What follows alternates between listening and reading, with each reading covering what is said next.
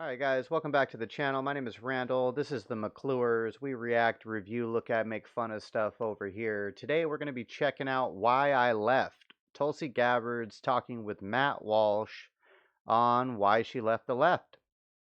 Apparently. Um, Channel is sponsored by McClures.store. You can help out my family and other Americans by buying quality American-made products at McClures.store. But let's jump into this and see what they're talking about.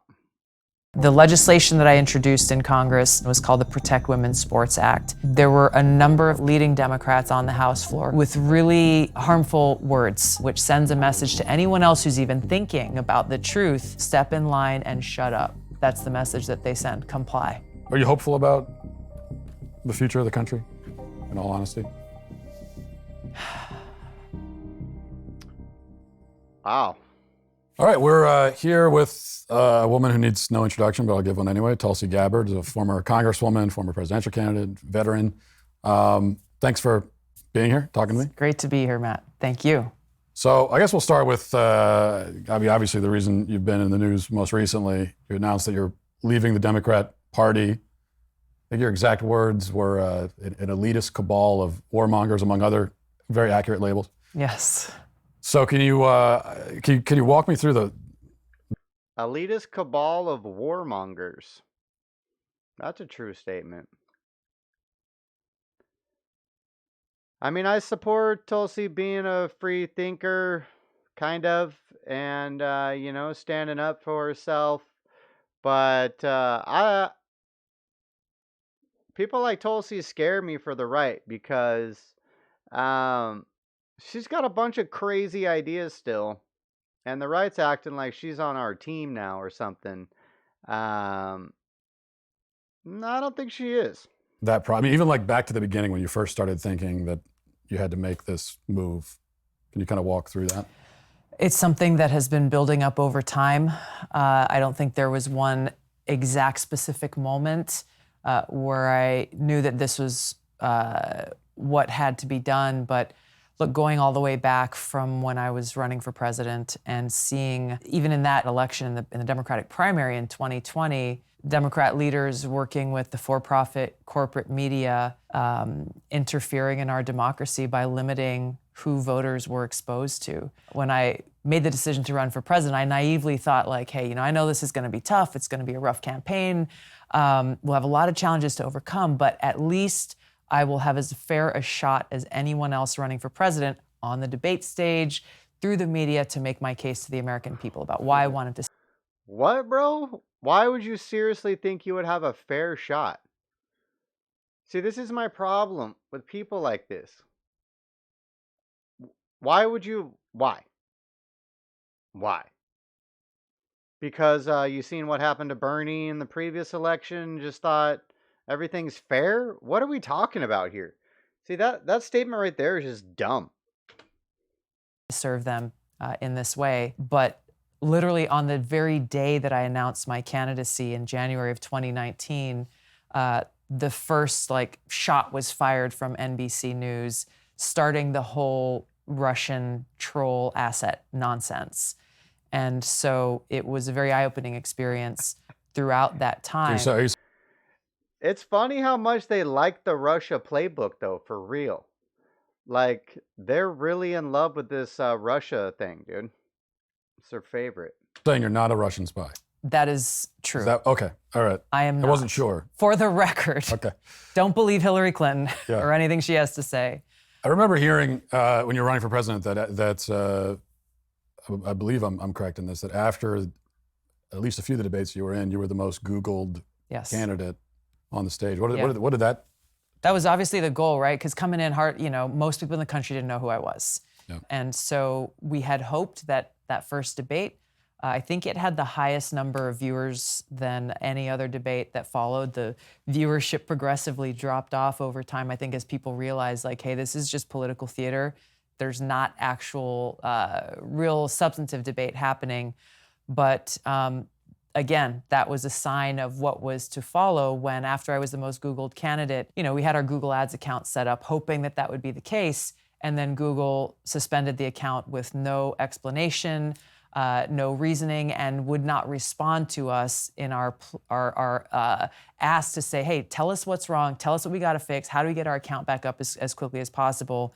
It was radio silence from them until magically at one point our account was just reinstated. So again, how long was it? I don't think I heard that. How long was it down?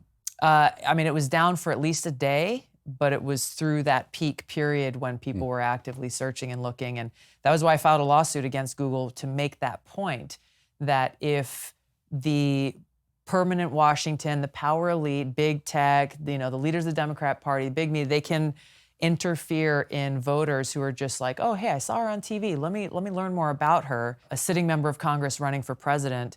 Just imagine how much interference and what kind of impact they can have on our elections at any level, controlling what the voter is able to see and hear and learn about the people that they want to vote for. The Labor Department's Consumer Price Index, which catalogs the cost of goods, had. Why haven't you checked? The Lord Jesus is looking for followers who realize that they are sinners and need a Savior. And this incestuous relationship between the Democrats and the media. Do you find that you have ideological differences with the Democrat Party fundamentally, or is it mostly? Very much so. And increasingly over time. The party that I joined back in 2002 when I ran for the state house in Hawaii was a party that was still, and especially so in my home state of Hawaii, very much a Big Ten inclusive party, very much a party that was about fighting for working people. It was. I never understood these old talking points of the Democrat. We're a big tent, welcoming party. What does that even mean? What does that mean?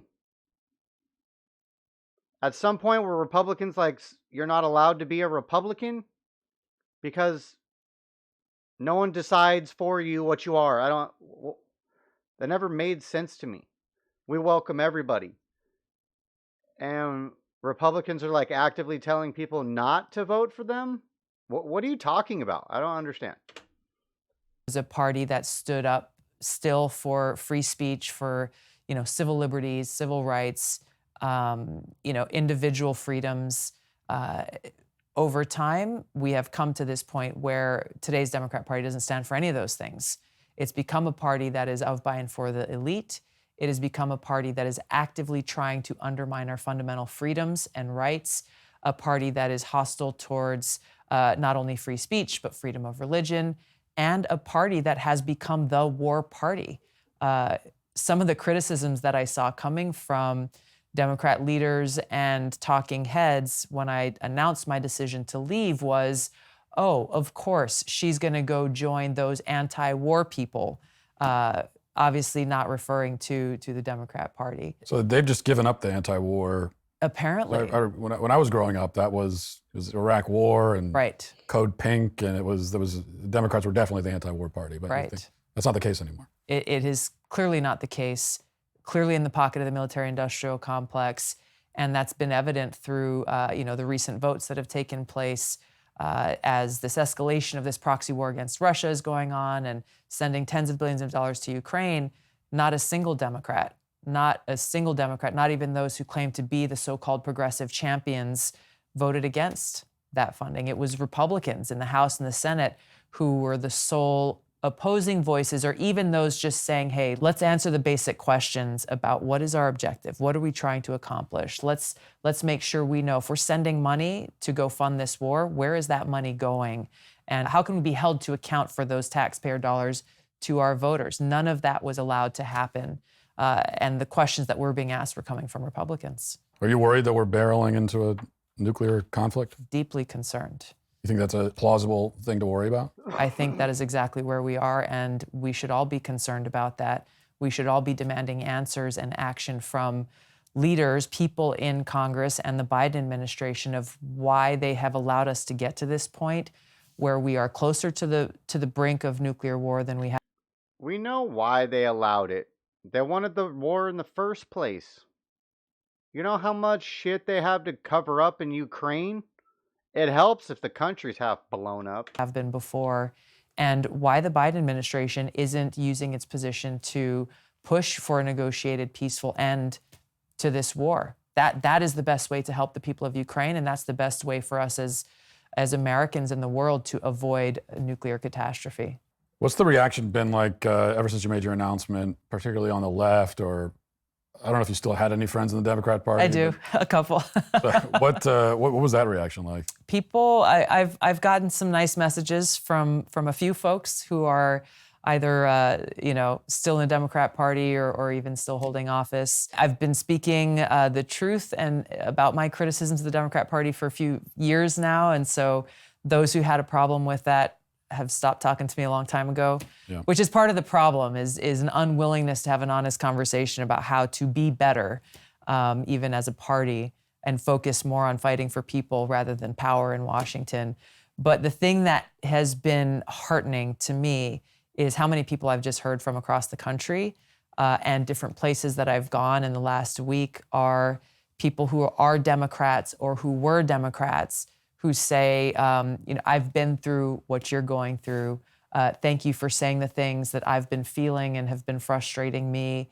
And really this hunger and desire for leaders who exercise courage and actually speak the truth, not only about the Democrat Party, but really about a lot of the issues that you've been working on, the things that are affecting their kids in schools every day, the things that are affecting our communities with regards to crime and police and law enforcement, borders, the things that are obvious to most people who are paying attention, but the things that somehow leaders in the Democrat Party are completely ignoring or creating this rosy fantasy picture of something that just doesn't exist. Are you going to be a Republican? It's not something I'm thinking about. I don't have to think about that. I am an independent, and I'm just going to continue to do what I have been doing, frankly. If you had to put a label on your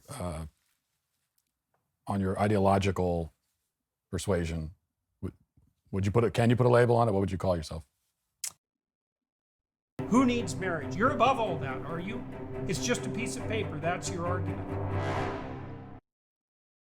None of the labels that exist have ever worked for me, primarily because they mean such different things to different people. So I just I'm on Team America, and I take the oath that I took both as a soldier as well as a member of Congress to support and defend the Constitution very seriously. So that's my foundation, that's my focus, and all of the other labels to me don't matter in this country if they're attached to people who aren't grounded in that place, on that foundation.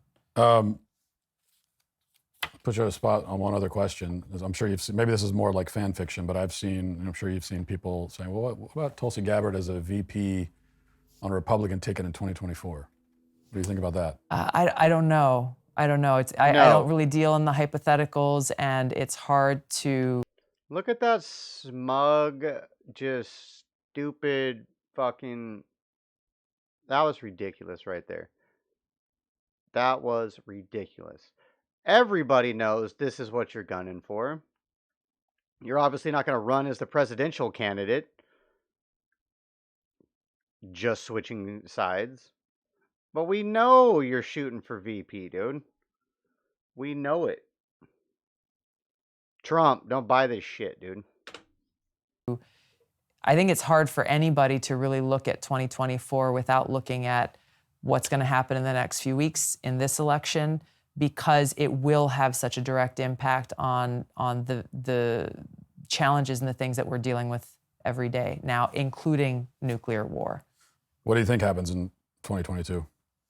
My hope is that there are more Americans who, even if they're afraid to speak up in their everyday lives, at work, amongst friends or family, because of this cancel culture we live in, that they exercise their freedom to go and cast their vote for people who stand for freedom, who stand for the well-being of our country, and against this radical so-called woke agenda that the Democrat Party in power is shoving down our throats. I also wanted to ask you, you mentioned your situation with Google, and we know what happened with the Hunter Biden laptop story and Yes. big tech censorship.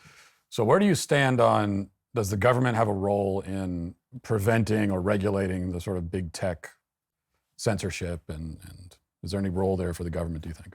I think that, and this was something I worked on in Congress, that Section 230 that provides these big tech social media companies with the liability protection, it needs to be fixed and it needs to be reformed because they have this protection given the fact that they are platforms, but they are acting like they are news companies essentially, and as they pick and choose whose voices get to be heard. They're not that neutral arbiter of this open marketplace of ideas.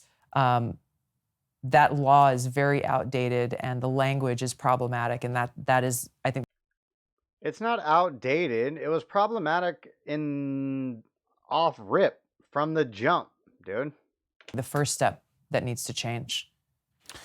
And of course, I want to talk to you about the issue that one of the reasons that you're here, you'll be, well, by the time this comes out, you will have spoken at our rally in Nashville, the Rally to End Child Mutilation. When did you start sort of getting invested in that issue, and just like talk about your views on that? Yeah, I mean, it started while I was in Congress. A good friend of mine is Congressman Markwayne Mullin from Oklahoma. We were elected at the same time.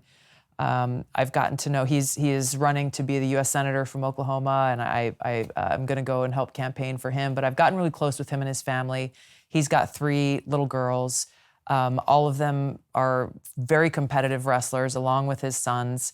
And, you know, this whole effort to undermine and redefine Title IX was what started to get me really interested in just the insanity of those pushing for this change, not rejecting the truth that there are It's a giant dude. biological differences between men and women, and then seeing how that has progressed to what we're seeing now, where, you know, the Director of Health and Human Services is essentially threatening Child Protective Services to come and take your child away unless you as a parent provide this gender affirming care, which leads to I'm sorry, was that last clip a fat dude pretending he's a chick?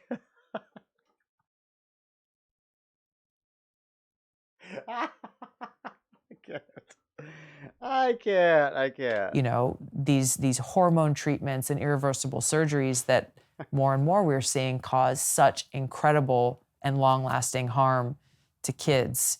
Essentially, this administration pushing for and approving of child abuse. And so I think, like a lot of people, the more I've learned about it, the more incensed I've become in that this is happening, and that we're not even allowed to talk about it. We're not even allowed to raise concerns about it. As you showed in your documentary, that there's no conversation or dialogue that they will allow around this. When did this, from the perspective of a lot of people that I talk to, it's sort of what I always hear is that, oh, it seems like this stuff started 5 years ago, and like it came out of nowhere, gender ideology and gender is fluid and all that kind of thing. Now, of course, in reality, like what I get into in the film, you could trace it back to the mid-20th century. You can actually go even further back than that if you want to. But it does seem as though 5, 6, 7 years ago is when it kind of exploded onto the mainstream. Mm-hmm. And that's especially when it seems as though the Democrat Party became totally invested in gender ideology. When did you start to notice that within the Democrat Party? Because the Democrat Party of, when Barack Obama was running for president, this never came up. I don't remember him ever talking about how men should be in the women's restroom. So when did you start to notice? I think it was around that time. It was a few years before I left Congress when these topics started to come up. And I think previous to that, it was always just like, hey, you go live your life however you want to live your life.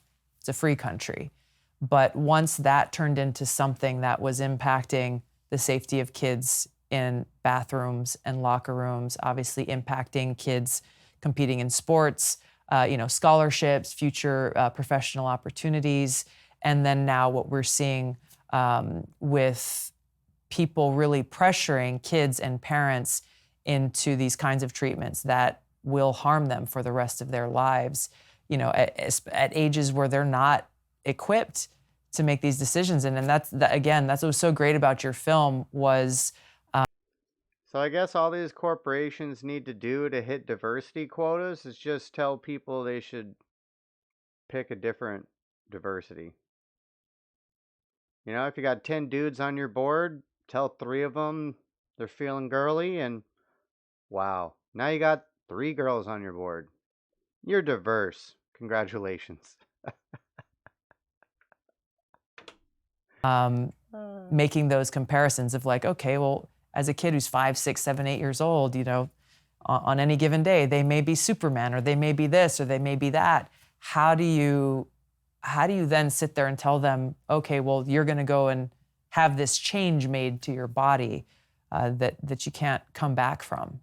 I'm curious to get your insight on this, again, as someone who Child abuse, spent so bro. much time around, you know, elected Democrats. Why are they so focused on this issue now? I mean, the Daily Wire just reported on a poll that showed that 80% of Americans are opposed to gender transitions for minors. 80% of Americans have always opposed abortion.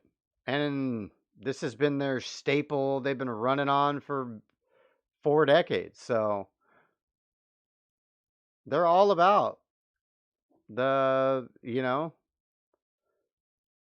the unpopular opinion being crammed and rammed down everybody's throat. 80%, including a majority, slim majority, but a majority of Democrats, and then like 97% of Republicans and vast majority of independents. So it seems like it's a very unpopular position, certainly to be as gung-ho about it as they are. Yeah. So why have they made this? What's going on? Why are they doing this? You know, it doesn't make a lot of sense. There's just, what I can say is there is so much fear that has been created because, you know, when I talk about how the party is being controlled by this elite cabal of warmongers and radical woke ideologues, they won't allow anyone to disagree. They won't allow anyone to express concern or ask these kinds of questions. And so they're pushing their agenda, of which this is a central focal point. And other Democrats see how people like I'm treated and smeared and attacked both online and in the media, and they're afraid. They're afraid to say anything, even though I believe in their heart, they know that this is not right. It doesn't make sense. There's the problem. And it's really dangerous.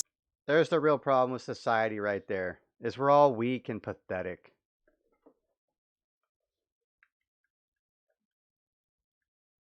How sad is that? How sad is that? And the effect that it's having on kids and parents and families. But this culture of fear and you know, these fanatical ideologues saying it's not enough to say like, oh, okay, like, oh, fine, if you know, yes, we want to take care of everyone and make sure no one is harmed. They've got to go out there and, you know, you got to stand on the street corner, you got to march and hold the sign and use the bullhorn and prove how much you believe in whatever their narrative of the day is. There's a lot of people who are really afraid to stand up and say what is obvious to most others, which is the truth. Are you going to survive Christmas this year? I'm not talking about your in-laws or your next-door neighbor. When you were actually in Congress, you talk about the backlash you get on social media and the media, but did you have actual leadership in the Democrat Party coming to you and saying you need to get in line? Yes. They did? Yes. The legislation that I introduced in Congress with my friend Mark Wayne Mullen was called the Protect Women's Sports Act. And it was really just centered around, it didn't mention the word trans or gender identity or anything else. It just said we need to uphold the original intent of Title IX that was created out of a recognition of the biological difference between males and females, the male and female sex. And there were a number of people, leading Democrats on the House floor, who came up to me after we introduced that legislation with really... Yeah, because you were asking these people to define something and then stand on it, which they're not capable of doing. Really harmful words, I'll say, to me, harmful and critical words of how dare you introduce this legislation. Again, no room for any dialogue, no room for any conversation about it whatsoever. The backlash was strong, both in the House as well as online and in the media, again, which sends a message to anyone else who's even thinking what we were doing, the thinking about the truth. Shut up. Step in line and shut up. That's the message that they send. Comply. Being there for 8 years, Is it is the corruption in DC as bad as just regular Joes like myself assume? You know, we have no inside knowledge, but you use a word. See, when you use a word like elite cabal, speaking as someone who was in DC for 8 years, like that means something because it's like you were there. So is that really how it works? It is as corrupt as you would imagine, but the problem is it is the norm there. So it's not seen as something that's bad. You know, when you look at all these stories about insider trading and It is corrupt, but it's not corrupt to them because this is how they do it.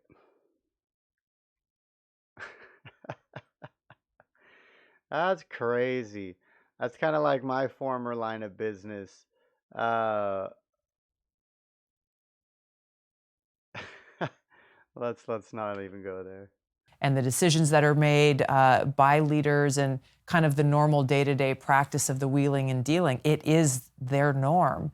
And they don't see anything wrong with it, which is exactly the problem. They're so far out of touch with reality and what is obvious to most Americans across the country that they're going about their daily lives. And if you were to tell them, like, yeah, what you're doing is corrupt, they would be like, oh, how dare you? This is not who I am. I'm doing this for the right reasons and all of this other stuff. Do they believe that? I do. They believe it about themselves. I do, yes. I believe that when they look in the mirror, they got no issue with who they see looking back at them. That's even more frightening. It is. In a lot of ways. It is. Are you Wow. Are you hopeful about the future of the country, in all honesty? I am very concerned, but what gives me hope is the hearts of the American people. I have had the opportunity, it's what inspired me when I ran for president, sitting in the room, standing in the room with people from all different ends of the political spectrum who really, truly, deeply love this country and who share the same concerns that I do about our future. It's what I've heard from people over this last week from all ends of the political spectrum. And so my hope lies in the hearts and the hands and the votes of the American people, that more and more people are realizing who we choose as our leaders matter. And it has a direct impact on our kids and our communities and our future. And so the hope that I have is in the people and our ability to make change. But we've got to do it. That's a strong place to end, but I do have to ask you one other question that I ask every single person that I ever meet, really. Okay. But I have to ask you is, What is we hear a lot about UFO sightings. So where do you stand on that? Where do you stand on aliens, UFOs? Have they visited? You know, I was just thinking while she was doing this bullshit statement I wasn't listening to. I was just checking out this little alien here in the background, going, I wonder if this is on set intentionally or if he was trying to be funny or something. I don't doubt. I don't know. I'm a big believer, by the way. This is. I'll tell you, this is not my area of expertise, but I believe that they are out there.